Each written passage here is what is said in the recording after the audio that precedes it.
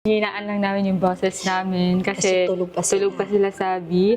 And ayun. So, ito yung pinaka hinihintay ng lahat. I'm so excited. Excited na ako. Ikaw excited ka na din ba? Excited ako. Pero syempre, kita na naman yung mga damit namin siya. Gusto niya girl. Hindi gusto girl. So, yung outfit ko for today, pink and blue. Yung skirt ko is blue, then yung top ko is pink. Kasi, both ako. Pink or blue. Team girl or team boy. Both ako. Ikaw, boss. Ako Ikaw pa. blue. Blue lang Team sa boy. akin. So, So, boy. team boy ka. Team boy ako. Ako naman, team girl at team Feeling boy. ko kasi boy. So, depende kung girl or boy, happy ako doon. Pero And, feeling ko kasi boy. feeling mo boy. Yes. Siyempre, nagkaanak na ako ng boy. Kaya alam ko. So, wag na natin patagalin pa. Mamaya na yung mga explanation na Yes. ganyan.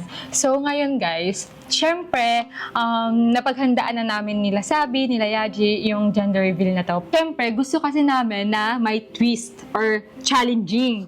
So, meron kaming hinanda ni Mama mga challenge or mga gagawin nila. Basta meron kaming nilagay sa papers na mga gagawin nila. Like, una, kakain sila, pupunta sila doon. Basta, may ginawa Mga task- kaming mga task na na gagawin.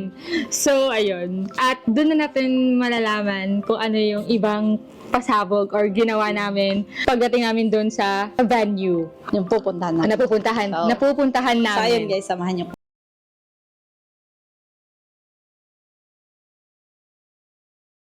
kami. So, dapat meron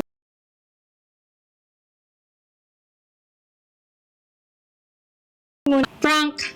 Di ba? Prank yun eh. Yes, sa mga, basta abangan nyo guys. Mga Sa abangan nyo na lang yung mga nangyayari sa vlog na to. Panoorin nyo to hanggang Panoorin nyo na lang matapos. hanggang matapos. So, let's go.